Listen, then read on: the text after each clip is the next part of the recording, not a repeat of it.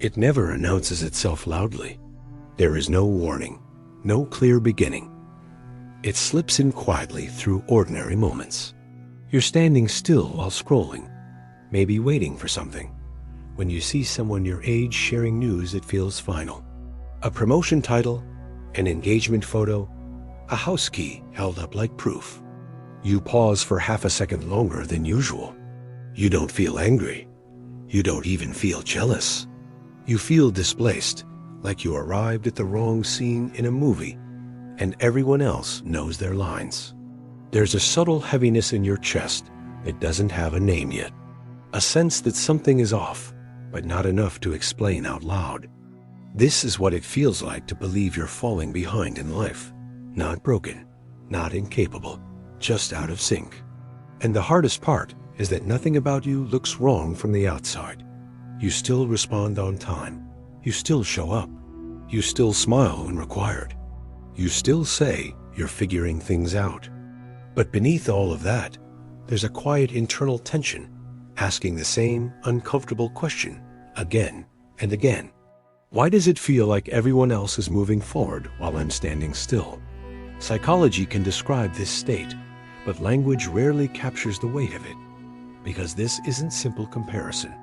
It's not low confidence or lack of effort. It's the feeling that time itself is uneven, that it's accelerating for others and dragging its feet for you. People who feel behind often live with an invisible schedule in their mind. Not a clock you can see, but one you feel constantly. A schedule built from expectations, cultural milestones, and silent assumptions. By now, this should have happened. By this age, you should be there. And when your life doesn't align with that imagined sequence, your mind doesn't respond with curiosity. It responds with criticism. What many people don't realize is that this sensation rarely comes from real failure. It comes from timelines that were absorbed without consent. Timelines inherited from family narratives, social media, education systems, and stories that frame success as a race. Over time, these timelines stop feeling optional. They feel like truth. And once your brain accepts them as truth, perception changes. You don't simply observe where you are. You obsess over where you are not. Progress becomes invisible. Only distance matters. Distance from the version of life you thought you would already be living. Psychologically, this creates a painful split between identities. The person you are now feels disconnected from the person you expected to be by this point. Each passing year makes that gap feel heavier, more difficult to ignore. People in this state often say they feel stuck, even when they are learning, working, adapting, improving in quiet ways. None of it registers as meaningful because it doesn't match the imagined picture of success they're remeasuring themselves against. And here is the paradox. The more behind you feel, the harder movement becomes. Because the feeling doesn't just hurt emotionally. It alters how your brain operates. When your mind believes it is failing at time, it enters a constant background stress response. Not panic, not fear you can clearly identify. Just a persistent pressure humming underneath everything. That pressure narrows focus. It drains creativity. It makes decisions feel heavier than they need to be. Everything starts to feel risky. Starting something new feels dangerous because it might confirm that you're already too late. Choosing a direction feels terrifying because choosing wrong feels irreversible. Rest feels undeserved because you haven't reached the point where rest feels allowed. So people freeze.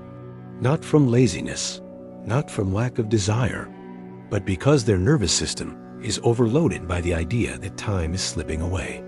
This is why many people who feel behind also feel chronically tired. Even if their daily life doesn't look overwhelming, their mind is constantly replaying alternative versions of themselves. Versions that started earlier, chose better, took chances sooner, didn't hesitate, didn't waste time. The brain doesn't treat these thoughts as imagination. It treats them as loss. And loss, even imagined loss, carries weight. Another layer that often goes unnoticed is the quiet shame attached to feeling behind. Not dramatic shame, subtle shame. The kind that shows up in hesitation.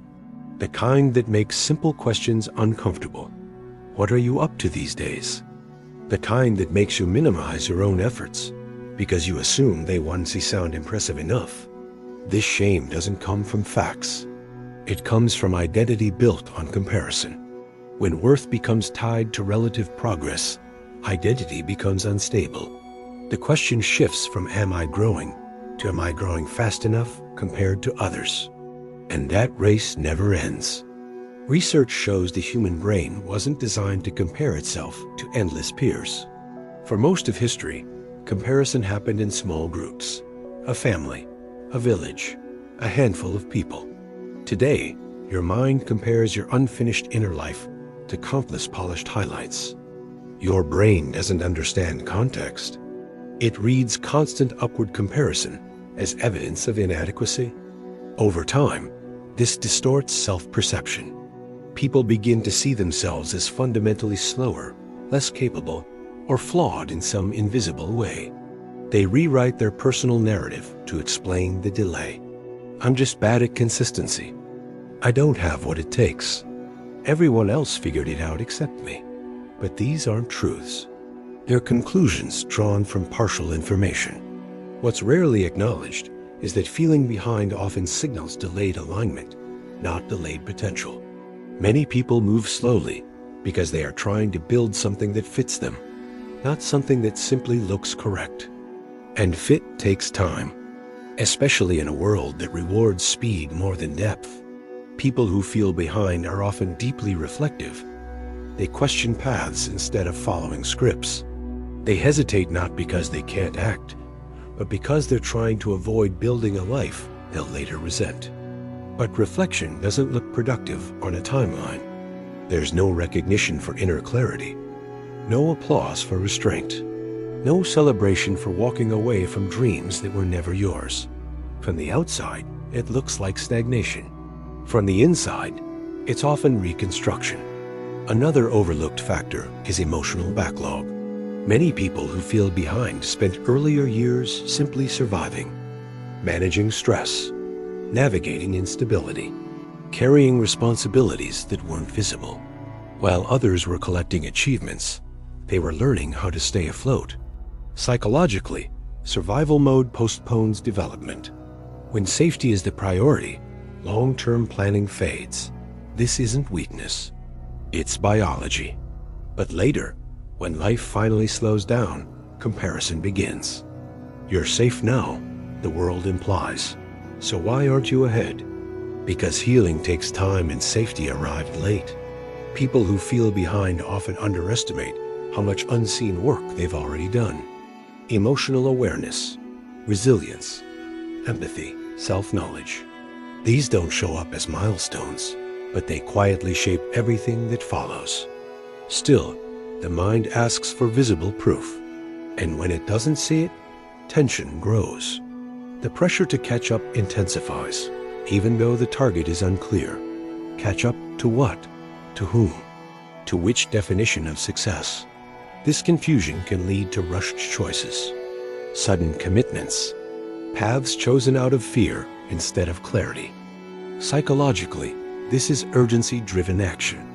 Movement powered by anxiety rarely leads to peace. People who feel behind are often told to stop comparing or trust their own pace. These phrases sound supportive, but they miss the core issue. The issue isn't noticing others, it's tying worth to speed.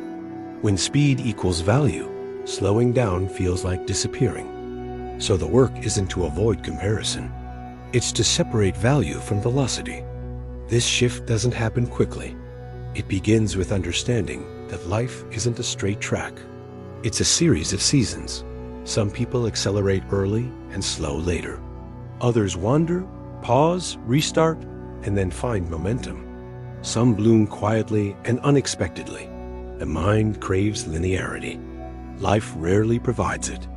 And here's something most people never hear. Feeling behind doesn't mean you missed your moment. It means you've reached a point where conscious choice matters more than momentum. Those who move fast early often follow scripts. Those who feel behind are forced to write their own. That path is harder and lonelier, but it's also more honest. The discomfort isn't proof of inadequacy. It's the tension of awareness. Awareness always comes before change, and it is rarely comfortable. As adulthood deepens, the feeling becomes personal. Earth days feel heavier. Conversations feel charged. Simple questions start to feel like evaluations. Where are you at in life? For someone who feels behind, that question triggers judgment, not reflection. The mind scans everything that hasn't happened yet, everything that was supposed to be true by now. This is where time pressure turns into identity pressure. Especially in your 20s and 30s, society subtly changes expectations. Exploration becomes less admired. Uncertainty becomes suspect. You're expected to be established, or at least convincingly on the way. When you aren't, people may not criticize you directly. They simply stop asking, and silence can cut deeper than judgment. This is why many people who feel behind withdraw socially, not because they don't care, but because explaining their life feels exhausting. They don't want to compress complexity into something digestible. They don't want to feel unfinished in public. Over time, this creates an internal divide. The inner self that is questioning and becoming, and the outer self that appears stable and composed. Holding that divide requires energy, emotional energy, cognitive effort. That's why burnout often appears where it's least expected. It isn't just work that exhausts them. It's constant self-editing, constant monitoring, constant fear of exposure. Another pattern that emerges is delayed permission. People who feel behind often postpone joy. They promise themselves they'll relax later, celebrate later, feel confident later, once they've arrived somewhere. But the arrival point keeps moving. Life turns into preparation mode, always almost ready, never fully living. Psychologically, this trains the brain to tie worth to future outcomes instead of present experience. Rest feels unearned. Small wins feel insignificant. Without rest, perspective collapses. Motivation also changes in misunderstood ways. From the outside, it may look like apathy. Internally, it's pressure overload. When every choice feels like it must fix everything, starting feels impossible. Procrastination becomes protection, not because they don't care, but because caring feels too heavy. Each decision carries the weight of lost time. Fear of choosing wrong paralyzes movement. Self-trust erodes. If you believe past choices cause delay, trusting future ones becomes difficult. Doubt multiplies. Reassurance becomes necessary. Confidence shrinks. Psychology shows confidence isn't built by perfect decisions. It's built by recovering from imperfect ones. But people who feel behind often deny themselves that margin for error. They act as if there's no room left to experiment, as if one mistake will confirm their worst fears. This mindset quietly contracts life. Relationships can feel misaligned too. When friends reach milestones you don't share, distance forms. Even without resentment. Conversations revolve around experiences you can't fully relate to. You listen, you support, you smile, and later you feel empty. Some respond by rushing closeness, others by withdrawing completely. Neither brings peace because timing isn't the core issue. Acceptance is. Beneath the feeling of being behind is a belief. I am only acceptable once I arrive. But arrival is a mirage. There is no final state where uncertainty disappears. Even those who seem ahead are managing doubt. They just face different questions. Studies on fulfillment suggest something unexpected. Early achievement doesn't guarantee lasting satisfaction. Many people on nonlinear paths report deeper fulfillment later, once alignment meets effort. But these stories aren't highlighted. Slow growth isn't dramatic. Quiet resilience doesn't trend, so the mind fills gaps with assumptions. Feeling behind also intensifies when identity is unclear. Without knowing what truly matters to you, It's easy to borrow goals from others. Borrowed goals rarely fit. This creates constant friction. You chase what doesn't energize you, then blame yourself when motivation fades. But motivation isn't a character flaw. It's information. People who feel behind often ignore this because they're running from shame, not toward curiosity. Fear-based motivation burns quickly and leaves hollowness behind. So what actually helps? Not forcing positivity, not pretending you're ahead, not repeating affirmations. What helps is reframing time itself. Instead of asking how far behind am I, ask what season am I in. Some seasons are for building, some for unlearning, some for healing, some for experimenting. Harvesting during planting season only creates frustration. When people see life as cyclical rather than linear, something loosens. Urgency softens, choices feel lighter. Movement becomes possible. Separating pace from purpose is another shift. Slow movement can still be aligned. Fast movement can still be lost. Purpose isn't proven by speed. It's revealed through consistency. People who feel behind underestimate the power of small, steady actions rooted in self-respect rather than panic. This doesn't mean ignoring responsibility. It means choosing progress that your nervous system can sustain. Even biologically, the brain responds better to safety than pressure. Growth follows security. Clarity comes before commitment. One of the most healing realizations is this: you are not behind life. You are in dialogue with it. Your timeline reflects your values, questions, and circumstances.